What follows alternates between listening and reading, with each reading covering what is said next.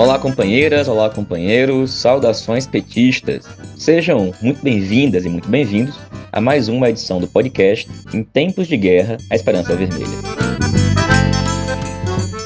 Hoje é segunda-feira, dia 7 de dezembro.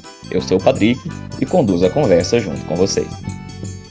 No episódio de hoje, fazemos um informe da primeira reunião do Diretório Nacional do PT, realizada após o fim do segundo turno das eleições municipais. A companheira Irine Lopes, deputada estadual pelo PT do Espírito Santo, comenta o resultado das eleições em Vitória e Cariacica. Jonatas Moretti, advogado e militante do PT no Distrito Federal, fala sobre a discussão e a decisão do STF sobre a possibilidade de reeleição da presidência da Câmara dos Deputados e do Senado Federal.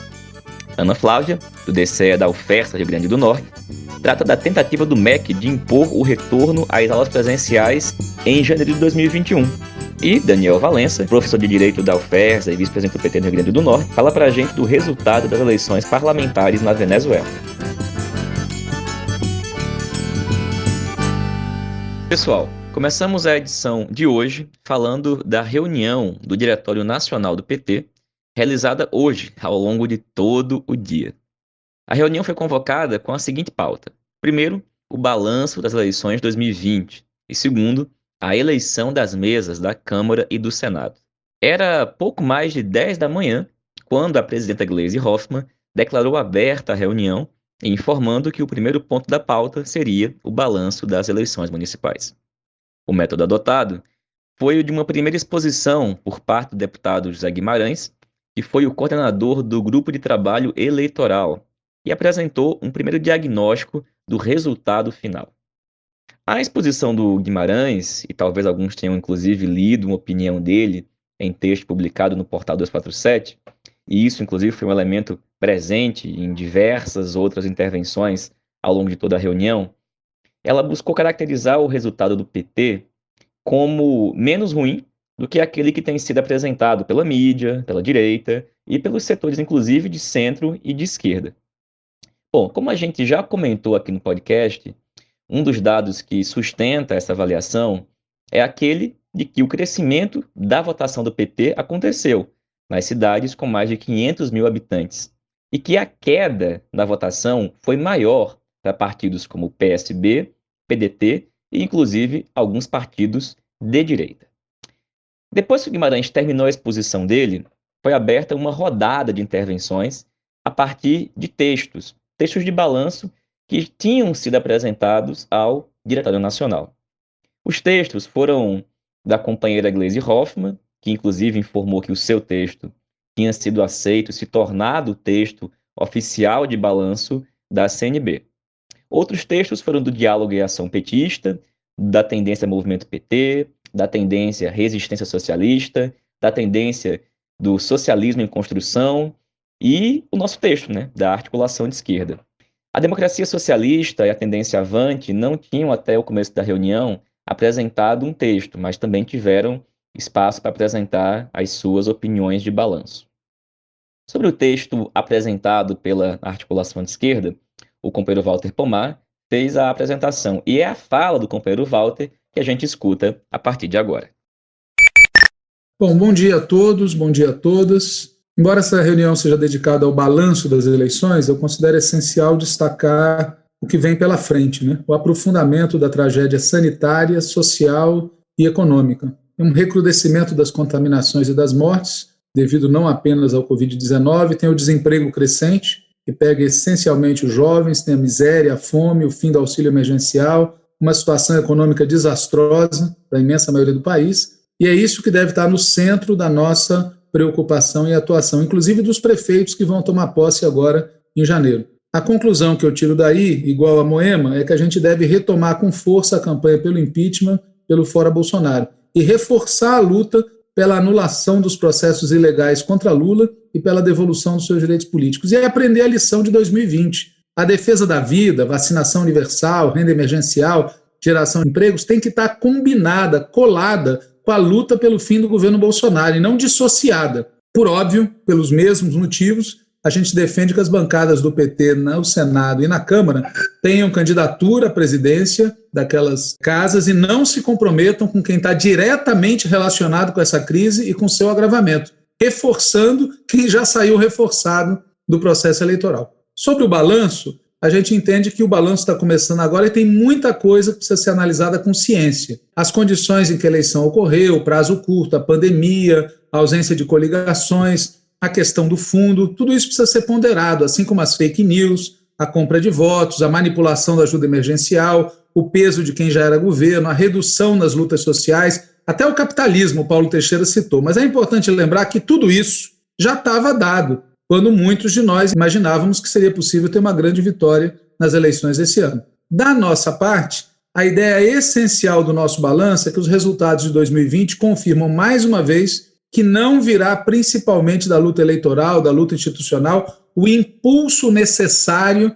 para derrotar o bolsonarismo e o ultraliberalismo. Para alterar a correlação de forças políticas do país, se faz necessário uma grande onda de lutas sociais. Sem isso, as próximas eleições vão tender a perpetuar a atual correlação de forças com pequenas inflexões à esquerda ou à direita. E a gente defende que o partido use o ano de 2021 para isso. É preciso aproveitar o ano de 2021 ser um ano sem eleições para ampliar ao máximo a mobilização e organização do povo, para ampliar e capilarizar a nossa presença em todo o território nacional e em todos os setores sociais. E por isso também a gente defende realizar no primeiro semestre, ou um 8º congresso, ou um encontro extraordinário, com o objetivo exclusivo de prosseguir o debate iniciado no 6º congresso acerca do programa, da estratégia, da tática, da política de alianças e da organização do partido. Isso porque existe um problema político de estratégia. Esse problema não se resolve com medidas administrativas e organizativas, como essas, por exemplo, que estão na lista proposta pelo Romênio e pela Sônia Braga. Por exemplo, a proposta que o Teixeira fez aqui agora, de uma frente orgânica, isso não é uma decisão que possa ser tomada numa reunião do Diretório Nacional. Ainda sobre o balanço, esse 8º Congresso, um encontro extraordinário que a gente propõe, teria que concluir o balanço do processo eleitoral de 2020. No item 10 do nosso projeto de resolução, a gente apresenta 13 aspectos que, na nossa opinião, deviam ser analisados em profundidade. Agora, sem prejuízo desse debate mais profundo, a gente tem que sair desse diretório fazendo o combate ao discurso segundo o qual a população não queria radicalismo, a população queria moderação e, por isso, votou no centro, que é o discurso que a Globo repercute. Primeiro, não foi o centro que ganhou essas eleições, foi a direita, no sentido mais amplo da palavra, o bloco golpista. Segundo, é verdade que o bolsonarismo não se saiu bem, mas é um erro superestimar isso. No país inteiro, as candidaturas bolsonaristas e o discurso bolsonarista esteve presente, em alguns casos vencendo eleições em cidades importantes, inclusive no segundo turno. A pauta bolsonarista seguiu muito forte na eleição. Foi nessa pauta bolsonarista, que a versão baby do Aécio Neves, o João Campos, o Melo e o Sarto foram buscar o discurso com os quais eles agrediram a Marília Reis, agrediram a Manuela Dávila, agrediram a Luiziane Lins no primeiro turno. O bolsonarismo é um instrumento, o essencial é o programa, e o programa ultraliberal é o programa da maioria dos eleitos na eleição desse ano, e nada impede, como a gente sabe, já foi dito aqui pela Ellen, que na ausência de uma alternativa melhor, esses caras se unam de novo em torno do bolsonarismo estritamente falando. Sobre o PT, eu entendo que a gente tem que reconhecer e destacar que a gente teve vitórias políticas e eleitorais em várias cidades, tivemos derrotas eleitorais e vitórias políticas em outras cidades. Eu cito aqui o caso da Benedita, cito aqui o caso da Marília Reis. Foram derrotas eleitorais, mas foram vitórias políticas. Tivemos novidades importantes, por exemplo, a eleição de jovens, de mulheres, de negros e negras. Mas quando a gente olha a eleição como um todo, nacionalmente, comparando com o que nós queríamos, comparando com o que nós dizíamos que ia acontecer, comparando com o que era necessário, a conclusão é que a gente teve uma derrota eleitoral e política. Nós tivemos menos prefeitos eleitos, tivemos menos vereadores eleitos, o número de votos foi similar, um crescimento vegetativo em relação à eleição passada, um número similar de pessoas governadas, nenhuma capital, um resultado muito preocupante no Nordeste, que, na minha opinião, a gente devia fazer um balanço detalhado do que ocorreu no Nordeste, uma derrota gravíssima em Belo Horizonte e uma derrota gravíssima em São Paulo. E sobre São Paulo, eu não acho que seja trivial o que aconteceu. Do primeiro ao último dia de campanha, houve uma cristianização da candidatura do Gilmar Tato, que teve que lutar contra quase tudo, contra quase todos e contra uma boa parte de nós mesmos. Isso não pode ser colocado debaixo do tapete, tem que ser analisado. Em relação aos aliados, eu não vou falar das coligações que não deveriam ter ocorrido com partidos de direita. Aliás, eu estou muito curioso em saber como é que vai ser a reunião do prefeito Vaguinho com Bolsonaro amanhã de manhã. O Bolsonaro convocou os prefeitos eleitos lá da Baixada. O PDT do Ciro, eu acho que não dá para considerar normal a relação com esse partido. A gente garante a vitória do Sarto no segundo turno e no dia seguinte o Ciro entra espancando o PT. E o PSB da versão Baby do Aécio Neves, a mesma coisa. Eles deixaram claro, a relação com o PT acabou. O PCdoB é uma discussão que tem que ser feita com cuidado. Eu fiquei, quero dizer aqui, até pela minha história que muitos aqui conhecem, eu fiquei chocado com o silêncio da Luciana, vice-governadora de Pernambuco, frente aos ataques que foram feitos pelo PSB à companheira Marília Reis, especialmente sabendo que em Porto Alegre nós estávamos defendendo a Manuela Dávila dos mesmos ataques. Silêncio e, mais do que silêncio, cumplicidade ativa, porque eu vi notas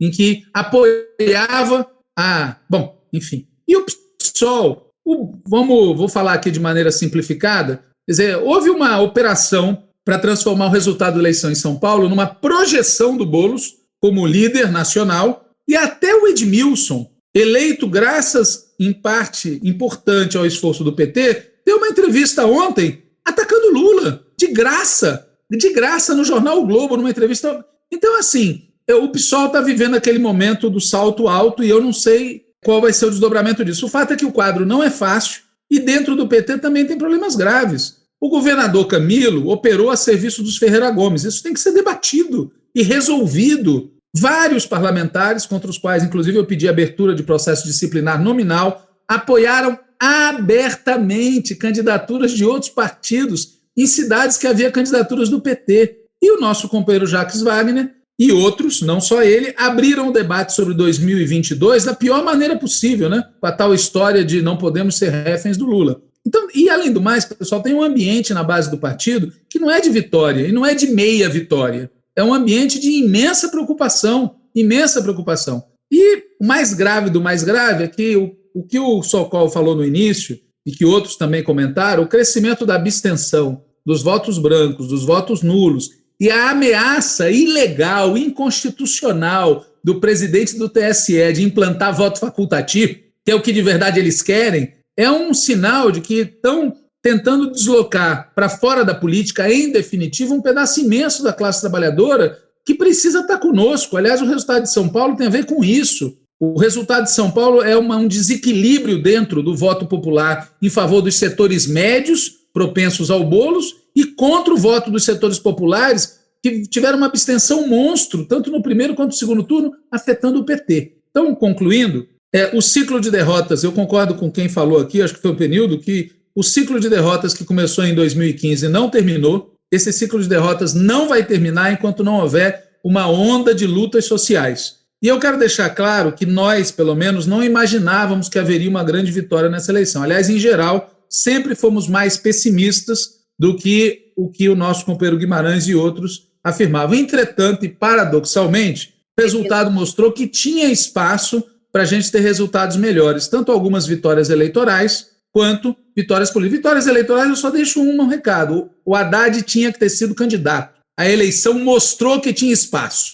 E vitórias políticas, a gente podia ter conseguido. Nós tivemos mais candidaturas que em 2016. O clima no país era melhor para nós do que em 2016. O Bolsonaro, com muito desgaste, tinha espaço para ampliar a oposição ao Bolsonaro, obtendo mais vitórias políticas, mesmo onde não houvesse vitórias eleitorais, porque, como já foi dito aqui muito corretamente, a direita mostrou que sabe operar na chegada melhor do que nós. Agora, para isso, nós tínhamos, para ter um resultado melhor, uma das coisas que tinha que ter sido feita, para além de candidaturas, política de alianças, era ter cumprido a resolução que nós aprovamos aqui, de nacionalização. E a imensa maioria das candidaturas de esquerda, não só as do PT, e a imensa maioria das candidaturas petistas de todas as tendências, todas, não conseguiu implementar essa política. Ou não conseguiu porque não foi possível, ou não conseguiu porque não tentou. não tentou. Então, encerrando, eu reitero que tem muitas coisas que têm que ser debatidas. A gente tem que fazer um processo de debate em torno das questões todas que estão postas e outras que não foram faladas. Por exemplo, analisar o tema do fundo, até porque agora a gente pode analisar a distribuição dos recursos vis-à-vis o desempenho das candidaturas. Por que algumas candidaturas receberam recursos e tiveram um resultado muito inferior a outras que tiveram um recurso menor? Ver em que medida até esse tipo de coisa tem que ser avaliada. Agora, insisto, para vencer em 2022 ou quando for a próxima eleição presidencial, é essencial a gente reconhecer o que houve agora. Na minha opinião, na nossa opinião, houve uma derrota. E a melhor coisa é falar a verdade. A classe trabalhadora, a esquerda, não perde nada falando a verdade nunca. Obrigado. A fala do Walter foi uma das últimas, e depois de feitas todas as falas, a presidenta Gleisi suspendeu a reunião para o almoço, ali às 13 horas, para que ela fosse retomada às 14, dando seguimento ao ponto de balanço das eleições. Tinham se inscrito mais de 40 integrantes do Diretório Nacional do PT, e eles todos fizeram falas até aproximadamente às 19 horas. Entre essas intervenções, por exemplo, tiveram da companheira Dilma, de Fernando Haddad, de Lula, entre outros. Bom, seja na apresentação dos balanços a partir dos textos, seja nas intervenções dos dirigentes, pelo menos 2 pontos que expressam uma divergência podem ser destacados. O primeiro que eu destaco é com relação ao significado da derrota propriamente dita, a sua dimensão, ou seja, se ela assume um caráter maior ou menor, e claro, quais os motivos que a geraram. Agora, o segundo ponto diz respeito à realização ou não de um congresso ou de um encontro extraordinário no ano de 2021, ou ainda de plenárias ou seminários, que também foram propostas que surgiram ao longo das intervenções. Como o Walter falou, e está no nosso texto, inclusive no texto que a gente apresentou na nossa plenária do último dia 6, nós defendemos a realização de um congresso ou de um encontro extraordinário em 2021 para discutir não só o balanço das eleições municipais, mas também que a gente possa voltar e prosseguir o debate iniciado no sexto congresso acerca do programa, da estratégia, da tática, da política de alianças e da organização do partido. Nada disso, no entanto, foi votado na reunião de hoje. A proposta que foi aprovada, que foi encaminhada, foi a de elaboração de uma declaração política do partido sobre o resultado das eleições. Essa declaração começou a ser redigida ainda durante a reunião e deve ser publicada logo mais. Já a análise mais profunda, com os dados e demais informações, por sua vez, foi remetida para elaboração posterior. E aí, gente, encerrado o ponto sobre o balanço das eleições, tentou-se dar seguimento, ao ponto seguinte. Esse ponto, que seria sobre a posição do partido na eleição das mesas da Câmara e do Senado, esse foi remetido para uma reunião da Comissão Executiva Nacional, que ficou convocada para a próxima sexta-feira, dia 11 de dezembro. No entanto, o líder do partido na Câmara, o deputado federal Enio Verri, do Paraná, fez uma exposição do cenário, dizendo quais são, nesse momento, aquelas candidaturas que estão colocadas, qual que é a disputa que está instalada, e que o debate tem sido feito até o momento na bancada, e que a posição que tem aparecido na bancada do PT é a de não apresentar candidatura própria. Ele fez, inclusive, todo um retrospecto sobre as consequências, na opinião dele, ruins de, em outras disputas, as últimas 3 eleições, do PT ter tido candidato ou apoiado aquele candidato que saiu derrotado. Foi preciso, inclusive, que o companheiro Rui Falcão, ao final da exposição do companheiro Enio Verri, pedisse para complementar o informe, dizendo que tinham integrantes da bancada do PT que defendiam, sim, que o partido apresente candidatura própria na disputa pela mesa presidência da Câmara. Bom, nesse momento, a presidenta Gleisi disse que a decisão já era por remeter a discussão para a Executiva Nacional e que o assunto não seria mais tratado ali. E, portanto, uma das pautas da reunião da Comissão Executiva Nacional da próxima sexta-feira é a posição do partido acerca da disputa da presidência da Câmara e também do Senado Federal. Bom, em um resumo bem resumido, essa foi a reunião do DN de hoje. Agora, pessoal, sobre esse assunto da mesa diretora da Câmara e também do Senado, a gente sugere que vocês leiam o artigo da companheira Natália Bonavides, que é deputada federal pelo PT do Rio Grande do Norte, que escreveu um texto que está disponível no site www.pagina13.org.br e é intitulado Por que o PT não deve votar em candidaturas de direita para a mesa diretora da Câmara? E bom, para complementar as informações sobre esse assunto, a gente vai escutar agora o companheiro Jonatas Moretti, que é advogado, militante do PT no Distrito Federal e que fala para a gente da decisão do STF, porque o STF decidiu por 6-5 que não está permitida mais de uma reeleição na mesa da Câmara e do Senado e, portanto, não poderão concorrer nem Rodrigo Maia, nem Davi Alcolumbre. Olá, camarada Patrick. Olá, demais ouvintes do podcast Em Tempos de Guerra, a Esperança é Vermelha. Bem, nessa última semana, tivemos mais um capítulo de nossa judicialização da política, que vem atrofiando cada vez mais o judiciário, pois é sempre chamado a dirimir conflito quando nenhuma força política tem maioria segura no Congresso Nacional. Desta vez, o debate foi sobre a possibilidade de reeleição na presidência das casas legislativas, Câmara e Senado. No caso, Rodrigo Maia, do Democratas, iria tentar um quarto mandato consecutivo na presidência da Câmara dos Deputados, sendo um deste mandato tampão. No Senado, Davi Alcolumbre, também do Democratas, tentaria um segundo mandato consecutivo. Mas vamos entender como chegamos nessa situação, Patrick.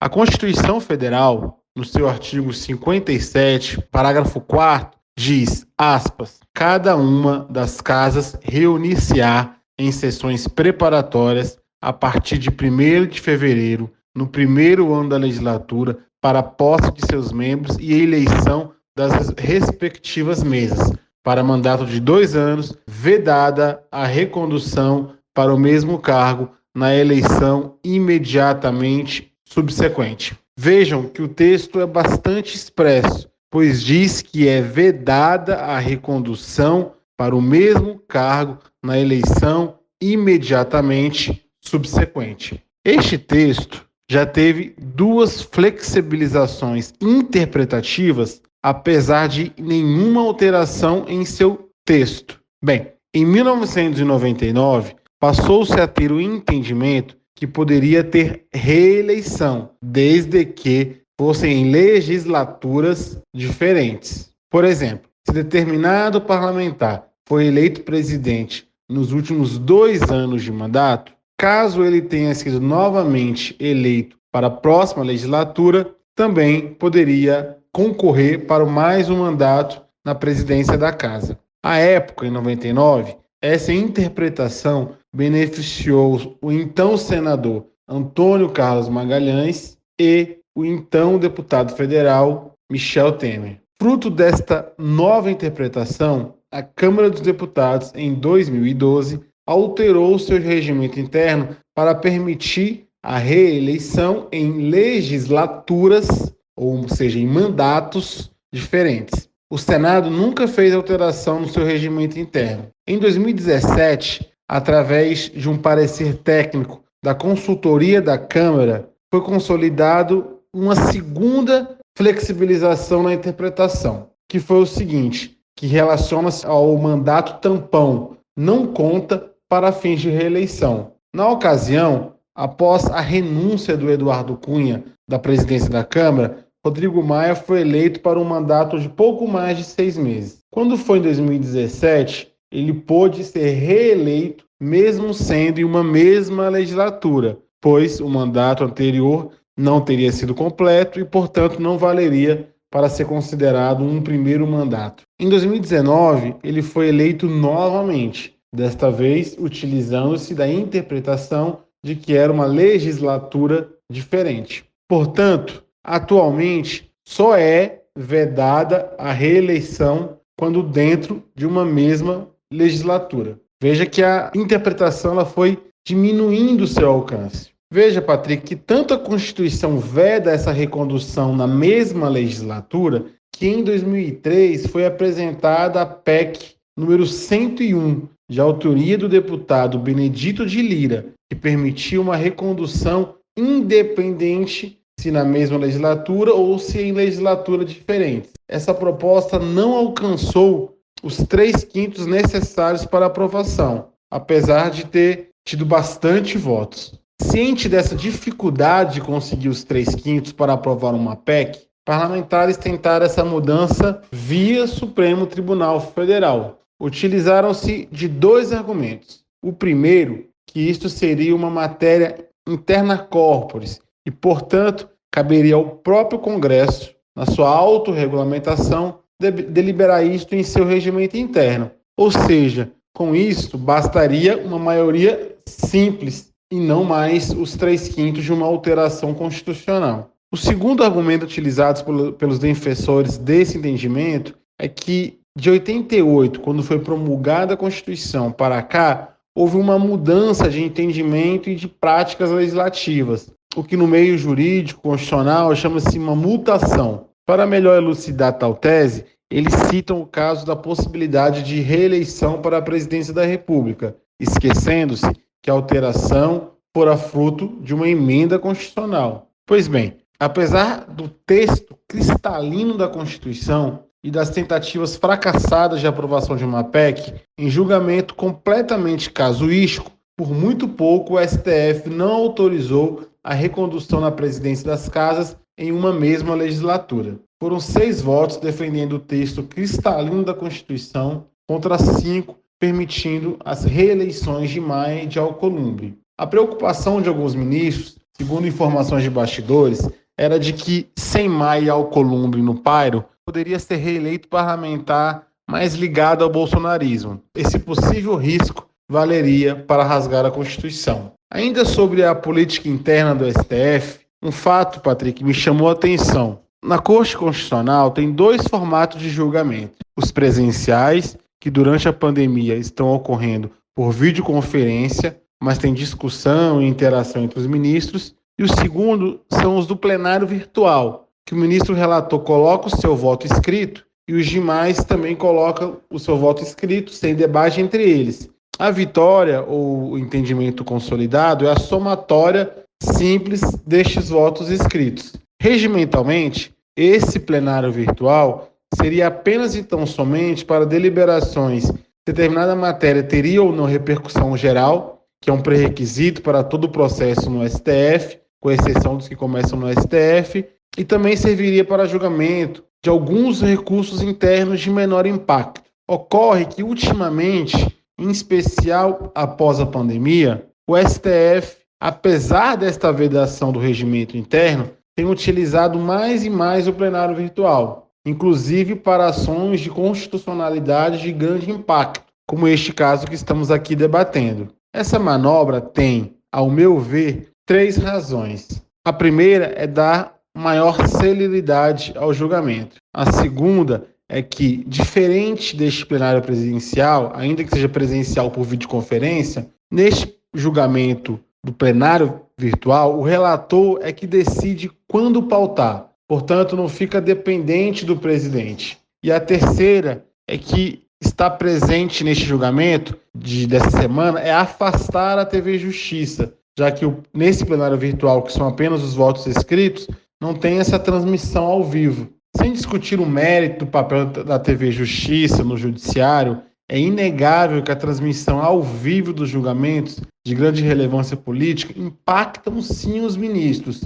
Vide os julgamentos do Mensalão e alguns dos julgamentos da Operação Lava Jato. Ciente disso, o ministro Gilmar Mendes, relator deste julgamento da reeleição para a presidência das casas, estrategicamente optou por colocar este processo apenas neste plenário virtual sem debates. Difícil prever se teríamos uma maioria mais folgada no caso de julgamento público, mas segundo a reportagem de hoje do jornal O Globo, para citar apenas um exemplo, o ministro Fux fez sondagens a jornalistas e a outros juízes de qual seria o impacto político se o STF permitisse a reeleição de Maia ou Alcolumbre. Bem, não é de hoje, Patrick, e não é também nenhuma novidade para os ouvintes do podcast Em Tempos de Guerra, a Esperança é Vermelha, mas estamos em um processo muito acelerado do enfraquecimento e fragilidade das nossas instituições, onde o STF,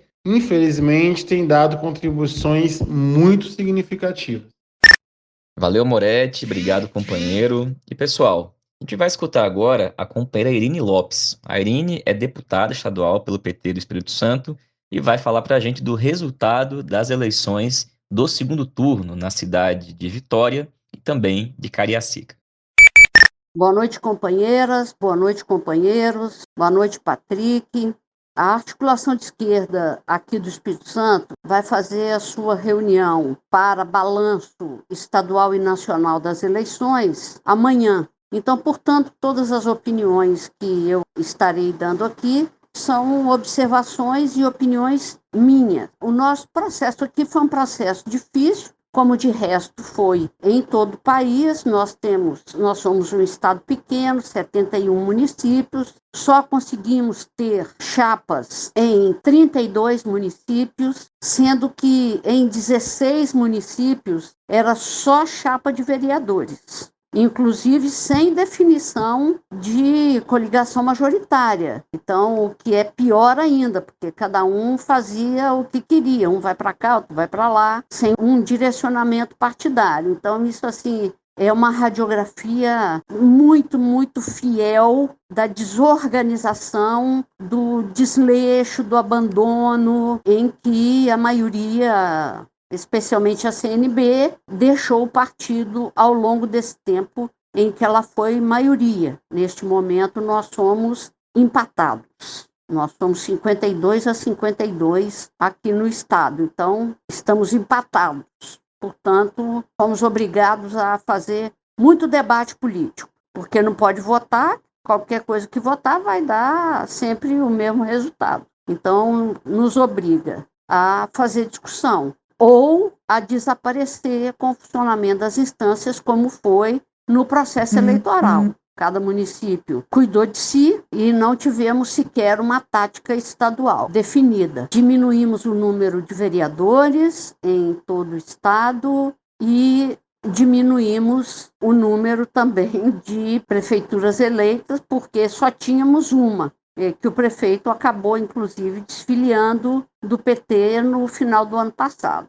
Inclusive, ele era um companheiro da articulação de esquerda. Desde que decidiu concorrer à prefeitura em 2016, ele se afastou e agora veio a sair do partido. Portanto, foi um resultado, no geral, muito ruim. Foi uma derrota para o PT aqui no Espírito Santo. Eu destacaria a eleição do segundo turno na capital e no município de Cariacica. O problema da capital, além do problema geral que o PT tem, de falta de uma orientação comum, de não ter conseguido polarizar, porque nós perdemos para a fina flor da ultradireita, embora liberal na economia, mas nas demais questões, o ultradireita, bolsonarista, Tato Pasolini, que ganhou as eleições, é extremamente ligado a Magno Malta e Damares. Então, assim, na capital foi muito ruim. Nós poderíamos ter ganho a eleição, imagino que poderíamos, se tivéssemos sido mais ofensivos nas propostas e nas críticas, o que nos diferenciava. Mas a linha do marketing era um pouco paz e amor, pelo fato do João já ter sido prefeito da capital 2 vezes e ter liderado as pesquisas até mais ou menos 4 dias antes das eleições. E ele só foi para o segundo turno por 2 décimos. Então, assim, estão erradas as pesquisas, ou está errada a nossa tática, ou estão errados os dois. A militância participou ativamente da campanha de rua, nas redes, mas não teve uma ligação direta, vamos dizer, não teve plenárias, não teve preparatórias. As coisas eram um pouco aleatórias, assim, elas iam acontecendo porque a militância acreditou e achou que dava para chegar. Então, assim, nós que lideramos o primeiro turno, o segundo turno, do início até o fim, perdemos por 10 pontos percentuais as eleições. Então, assim, a militância está sofrida, está abalada com o resultado nacional e o resultado local. Mas a figura do João Coser renasce na política capixaba e na política interna dentro do PT. Veremos de médio prazo o que isso vai repercutir na construção do partido aqui. Em Cariacica, a companheira Célia, que é da articulação de esquerda, foi a sua segunda candidatura, ela foi nossa candidata a senadora na eleição passada, e a Célia teve uma campanha belíssima, com propositura, com enfrentamento, com muita presença na base da cidade, na base partidária, na base dos movimentos sociais. Seu programa foi um programa construído a milhares de mãos. Foi uma campanha que até eu, que sou velha de estrada, achei que daria, até na véspera. Mas teve muito fake news, um pouco parecido com da primeira campanha da Margarida lá em Juiz de Fora, onde entrou a questão de orientação sexual, onde as fake news foram extremamente machistas, misóginas, também buscaram atingir a liderança que hoje nós estamos apostando no PT, que é o companheiro Hélder Salomão, que é do município. E o mais engraçado é que, ou engraçado não, o mais triste e que nos chama bastante atenção é que os números de Vitória e de Cariacica foram idênticos, 52,8 para os vencedores e, portanto, para o segundo lugar, o mesmo resultado nos dois municípios. É só fazer as contas. Porém, a nossa companheira Célia saiu gigante dessa campanha. Nós temos que pensar com muito cuidado e com muito carinho e com muita inteligência o futuro dela, além duas outras pessoas que despontaram com muita força no processo eleitoral, que é Águia Branca, no interior do estado. Nós temos o vice-prefeito e que pode ser trabalhado para batalhas eleitorais futuras, que é o companheiro Efrem, que é da direção estadual do MPA. E aqui na capital só elegeu uma pessoa, jovem, que é a companheira Carla Coser, filha do nosso candidato João Coser. A articulação de esquerda ficou a 20 votos apenas dessa única vaga, com a candidatura do companheiro Juscelino, negro, professor, militante cultural, militante de base junto a moradores de rua, militante junto à juventude, já foi conselheiro estadual de crianças e adolescentes. Então, assim, teve uma adesão enorme. E o que são 20 votos num processo desse? Então, assim, esses foram os resultados do Estado e da articulação de esquerda. Acho que o maior perdedor, quem perdeu mais nesse processo, foi o governador Renato Casagrande, porque o grande vencedor é o grupo de ultradireita aliado à direita, que é oponente e será um oponente forte para a busca da reeleição do governador Renato Casagrande. Um abraço para todo mundo, desculpe porque me estendi demais, mas eu precisava dar esses informes. Abraços a todos. Valeu, Irine, obrigado, companheira. Agora, pessoal, dois temas muito importantes. A gente vai escutar agora a companheira Ana Flávia. A Ana Flávia é coordenadora geral do DCE da UFERSA, no Rio Grande do Norte. E a Ana, que travou, inclusive, uma importante luta e continua travando contra a intervenção de Bolsonaro lá na UFERSA, fala para a gente tanto da carta que vários reitores publicaram em defesa da democracia e contra as intervenções, bem como da tentativa do MEC de impor a volta às aulas presenciais, no início de janeiro de 2021. Olá, Patrick. Olá, estudantes petistas que nos acompanham. E olá, ouvintes do podcast Em Tempos de Guerra, a Esperança Vermelha. Bom, semana passada, mais especificamente no dia 1º de dezembro, o Ministério da Educação emitiu a Portaria 1030, que revogou a Portaria 544 de junho de 2020, que tratava justamente sobre o ensino remoto. A Portaria 1030 permitiu o retorno das aulas de forma presencial nas instituições federais de ensino de educação superior a partir de janeiro do próximo ano, ou seja, em menos de um mês. Além disso, ela previu esse retorno aliado ao uso das tecnologias da informação e da comunicação de forma complementar no processo de ensino-aprendizagem. Vejamos que hoje o que está ocorrendo é justamente o inverso, né? As tecnologias ganharam a centralidade nesse processo de ensino-aprendizagem e as atividades presenciais de laboratórios ou práticas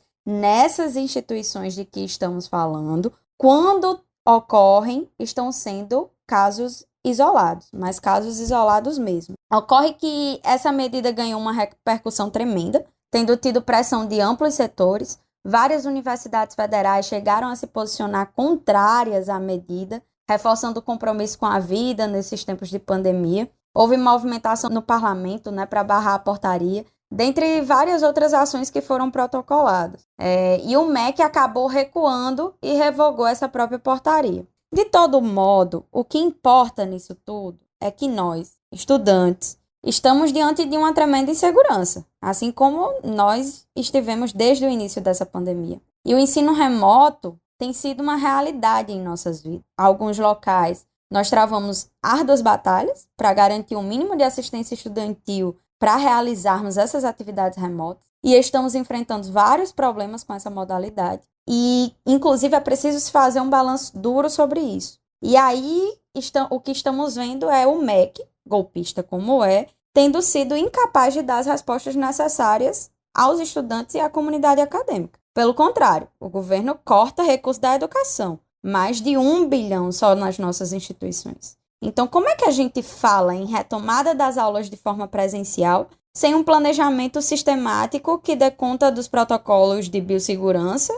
e da reorganização do espaço físico? Como falar em retomada se as residências acadêmicas, nesse tempo em que ficaram fechadas, ficaram sem manutenção e estão caindo aos pedaços? E a incerteza se o estudante que mora na cidade, fora do campus que estuda, vai continuar pagando o aluguel ou rompe o contrato? Porque muitos ainda estão mantendo o contrato até hoje, justamente pela insegurança que há. Porque o que se fala é, vamos debater o próximo semestre. E aí não há um debate, um planejamento sistemático de como pensar o que está por vir, né? Então, são muitas dúvidas, são muitas incertezas. O certo, Patrick, é que apesar de estarmos diante dos aumentos dos casos de contaminação e as mortes continuarem à solta por irresponsabilidade deste governo, que não garante o isolamento social para a classe trabalhadora e não garante trabalho e renda,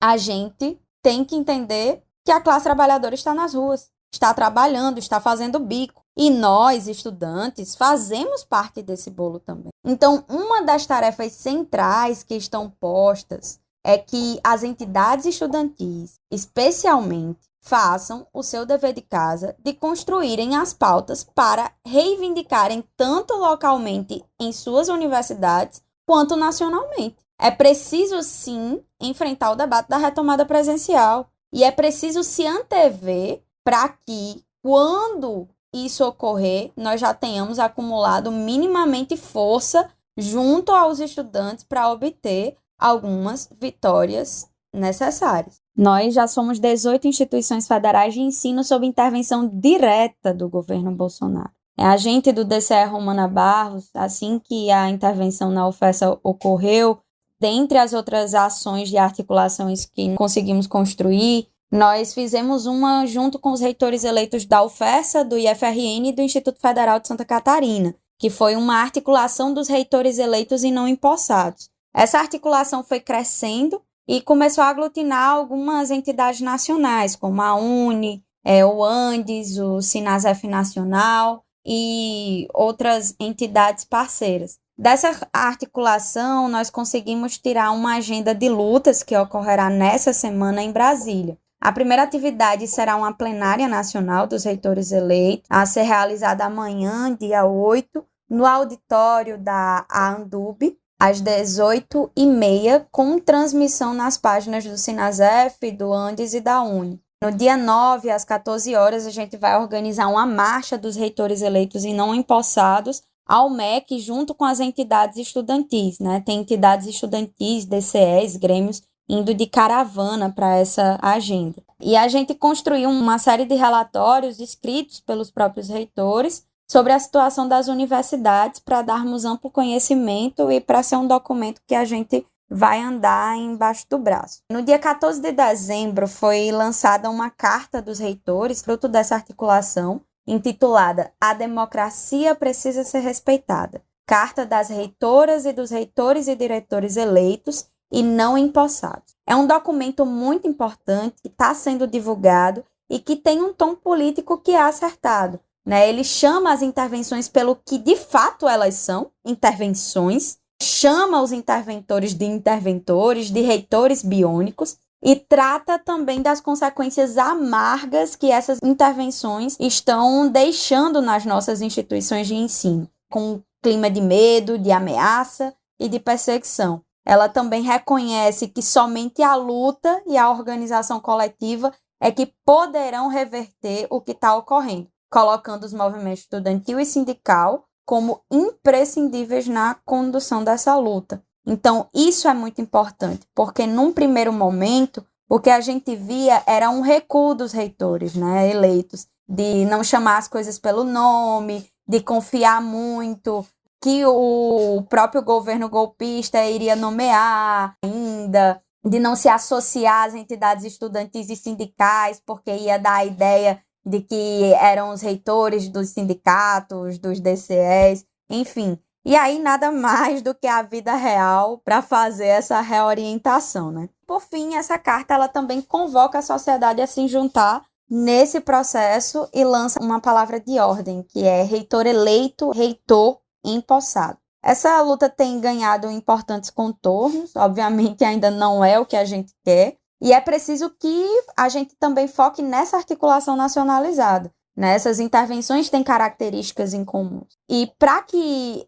essa luta nacionalizada, essa articulação nacionalizada de fato ocorra, é imprescindível que a juventude do PT na Uni desempenhe esse papel de protagonismo e lidere esse processo por meio das articulações com as entidades estudantis que estão com suas instituições sob intervenção. A Uni ainda não chamou essa responsabilidade para si. A Uni ainda não entrou em contato com as entidades, não montou um grupo de trabalho permanente com essas entidades para travar essa luta que é tão importante. Então, esse é um dos desafios da juventude do PT na Uni, e nós, da Juventude da Articulação de Esquerda, estamos fazendo esses esforços nesse sentido. Então, fora interventores, posse dos reitores eleitos já, e fora o governo Bolsonaro e todas as suas políticas. Derrotaremos e venceremos essa canalhada. Valeu, Ana. Obrigado, companheira. Pessoal, a gente vai escutar agora o companheiro Daniel Valença. Esse domingo teve eleição na Venezuela, eleições parlamentares, e teve vitória do chavismo. A gente vai escutar o companheiro Daniel Valença sobre este resultado e, inclusive, os seus impactos na Venezuela e na disputa contra a direita. Olá, Patrick. Olá, ouvintes do podcast Em Tempos de Guerra, Esperança Vermelha. A Venezuela foi às urnas nesse domingo e o chavismo recuperou o controle da Assembleia Nacional, que estava sob o domínio da oposição, especialmente de Juan Guaidó. Em 2015, a oposição teve uma maioria estrondosa nas eleições. Acontece que, logo após, ao invés de tentar capitalizar e aprofundar essa vitória política, o grupo liderado por Juan Guaidó tomou o rumo da tentativa de golpe de Estado e derrubada de Maduro. E, para isso, tentou vários procedimentos, inclusive o último deles, a desastrosa invasão mercenária em que ele participa junto com outros atores nacionais e norte-americanos, de um contrato cujo objeto é a entrada em território venezuelano por parte de milicianos armados e tomada do poder político. Isso daí até o próprio Guaidó reconhece que participou. Diz ele que, inclusive, achava que seria algo sem violência. Bom, quando a Assembleia ela é tomada pela oposição, há, por parte do órgão eleitoral, a cassação de parlamentares, seja da oposição, seja da situação. O que o Guaidó faz é aceitar a cassação de parlamentares chavistas e não aceitar a cassação de parlamentares da oposição, ou seja, obedeceu parcialmente a decisão da Justiça Eleitoral. A consequência disto é que o judiciário venezuelano colocou a Assembleia em descumprimento de ordem judicial. E desde aí nós vivenciamos esse impasse que a mídia brasileira faz questão de caracterizar como se o chavismo dominasse o executivo e o judiciário e a oposição o legislativo. E então o judiciário teria intervido no legislativo por ser de maioria da oposição. Bom, após vários conflitos que acompanhamos e, enfim, já abordamos em alguns podcasts anteriores, nós tivemos agora o processo eleitoral para a eleição de uma nova Assembleia Nacional e o chavismo saiu vitorioso com a participação de cerca de 107 siglas, destas 98 de oposição. O chavismo ele vence, mas ao mesmo tempo é um outro processo eleitoral que a oposição liderada por Guaidó, assim como na eleição de Maduro em 2018, desta vez essa ala da oposição, essa oposição mais radical, mais golpista, ela não participou do processo eleitoral. Então o chavismo obteve 177 cadeiras contra 97 de outros partidos, ou seja, retomou completamente o controle da Assembleia. Por outro lado, inclusive também devido à pandemia, houve uma abstenção de 69%, ou seja, o número de eleitores no chavismo foi de 3.558.320 votos. Para vocês terem uma ideia, em 2018, 6.244.016 pessoas votaram em Maduro. E nas eleições municipais de 2017, foram 6.517.506 votos. Nas eleições parlamentares de 2015, quando houve essa vitória da oposição, foram 7.707.000 votos, 442 para a oposição e 5.599.025 para o chavismo. Ou seja, você tem aí uma queda, se considerarmos de 2018 para cá, de 50% quase, né, na votação em relação ao último pleito. Porém, também tem o elemento pandemia. Patrick, um outro elemento que demonstra como a Venezuela possivelmente se manterá em uma situação de difícil governabilidade é a questão da participação e da abstenção no pleito. Em 2015, quando o conjunto da oposição participou do pleito, e que inclusive saiu vitoriosa, esse processo eleitoral teve uma participação de 74,17% dos eleitores e eleitoras habilitados e habilitadas. Em 2018, quando a oposição de perfil golpista, né, liderada pelo Guaidó, abandona os processos eleitorais, essa participação ela foi reduzida para 46,06%. E agora, com a pandemia, a participação cai ainda mais e chega ao nível de apenas 31%. Então, houve uma queda de 14% em relação a 2018. De um lado, isso se explica pela pandemia, de outro lado, fica muito perceptível que o governo e o processo em curso terão uma dificuldade tremenda nos próximos anos. Mas o resultado, no final das contas, é uma vitória do chavismo, mas que tampouco deverá significar em paz e tranquilidade para o chavismo. A tendência é que a oposição busque trabalhar a perspectiva de que o governo não tem legitimidade social. E aí, apenas com muita organização, com muita luta, é que o chavismo conseguirá superar o bloqueio econômico e também todos os ataques políticos que vem sofrendo no último período. É isso, Patrick. Forte abraço. Valeu, Daniel. Obrigado, companheiro. E, pessoal, essa foi mais uma edição do podcast Em Tempos de Guerra, a Esperança é Vermelha. Como vocês sabem, a gente está disponível no Spotify, Google Podcast, Rádio Public. Inclusive, agora também estamos disponíveis no aplicativo de podcast da Apple. Então, ajude a gente a compartilhar e a divulgar. Toda segunda e sexta-feira. Nos encontramos em breve. Saudações petistas e até mais.